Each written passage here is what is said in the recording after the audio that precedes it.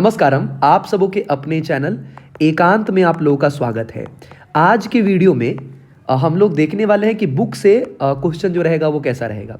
तो आप जो अभी सामने श्लोक देख रहे हैं, एग्जाम में इन्हीं श्लोक से क्वेश्चन रहेगा। मतलब हो सकता है ये जो श्लोक आप देख रहे हैं as it is same to same, इसमें कोई चेंज नहीं, यही श्लोक आपके एग्जाम में मिल जाए। अभी से लेकर आपके एग्जाम टाइम तक जितने भी इम्पॉर्टेंट टॉपिक हो सकते हैं, जितने भी वेरी वेरी इंपॉर्टेंट क्वेश्चन हो सकते हैं, गेस्ट क्वेश्चन हो सकते हैं, वो सब आप लोगों को मिलने वाला है।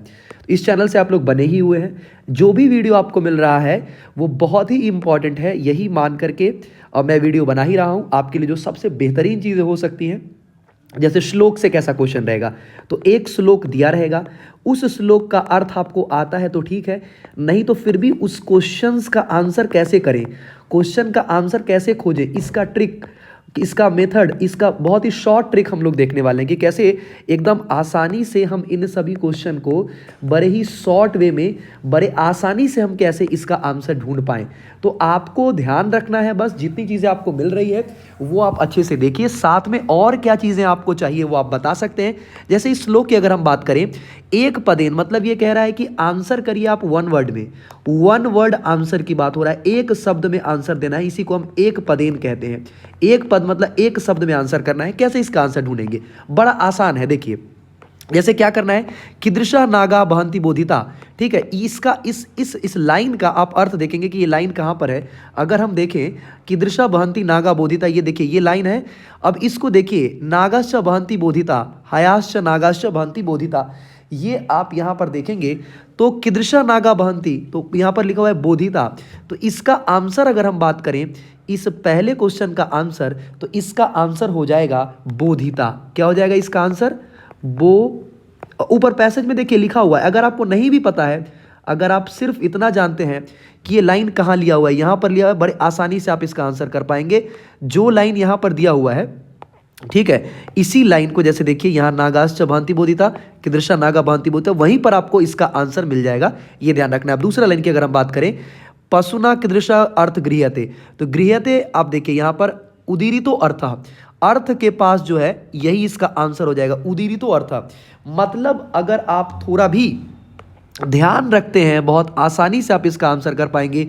तो अगर हम बात करें दूसरा का, तो दूसरा का आंसर हो जाएगा उदीरितो अर्थ, उदीरितो अर्थ। यहाँ पर पैसेज में ही दिया हुआ है, मतलब अगर आपको अर्थ पता है या नहीं पता है, फिर भी आप इसका आंसर कर पाएंगे बड़े आसानी से। परंगितज्ञ ज्ञान फला का भवंती, देखिए जना परंगितज्ञ ज्ञान फला, पंडितो जना, किसकी बात हो रही है? तो पंडितो जना बुद्धया, या पंडितो जना अगर हम बात करें तो कैसे लोगों को, तो जो लोग पंडित हैं, या बुद्धया, ये अगर आप बात कर लें तो ये इसका आंसर हो जाएगा। कहने का मतलब पैसेज में बार बार मैं कह रहा हूं कि इसका आंसर यहीं पर छुपा हुआ है, इसका आंसर यहीं पर है, यही देखिए ये इसका आंसर। तो तीसरा का आंसर, इसका आंसर हो जाएगा बुद्धया, इसका आंसर हो जाएगा बुद्धया। मतलब क्या करना है आपको, पैसेज में ही इसका आंसर ढूंढ लेना है। अब इसकी बात करें, पंडिता जना किम करोति, देखो पंडिता जना परंगितज्ञ अनुक्तम पिहोयति, ये इसका आंसर हो जाएगा।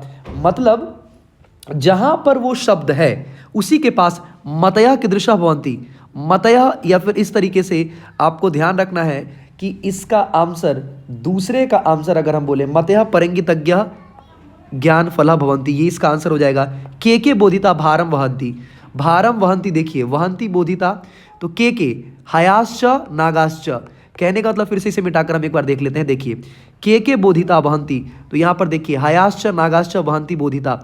मतलब ये है पैसेज में कोई भी लाइन ढूंढना आपको कहाँ पर है, जो भी क्वेश्चन में जो लाइन दिया हुआ है, जो लाइन क्वेश्चन में दिया हुआ है, वो जा करके आपको क्रोम पर नहीं ढूंढना है, वो आपको गूगल से नहीं ढूंढना है। ढूंढना कहाँ है, इसी पैसेज में इसका आंसर दिया हुआ है, इसी पैसेज में इसका आंसर दिया हुआ है बड़े आसानी से, इसी श्लोक में इसका आंसर है बड़े आसानी से। देखिए जैसे देखिए वहंती बोधिता, तो हमने देख लिया यहाँ पर इसका आंसर है, अर्थ गृह्यते, तो अर्थ गृह्यते यहां पर देखिए इसका आंसर दिया हुआ है।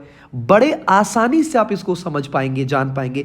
और शॉर्ट ट्रिक, गेस क्वेश्चन, सब कुछ बेहतरीन तरीके से, एकदम ट्रिकी मेथड से आपको आसान बनाने के लिए मैं यहां पर बैठा हुआ हूं। और क्या चीज चाहिए आप बताइए बस, ठीक है। और जो भी वीडियो आपको मिल रहा है उसे अच्छे से देखिए। नागाश्च वहंती बोधिता, अब वहंती पठंती ये सब क्रिया होता है, इसे हम क्रिया शब्द कहेंगे।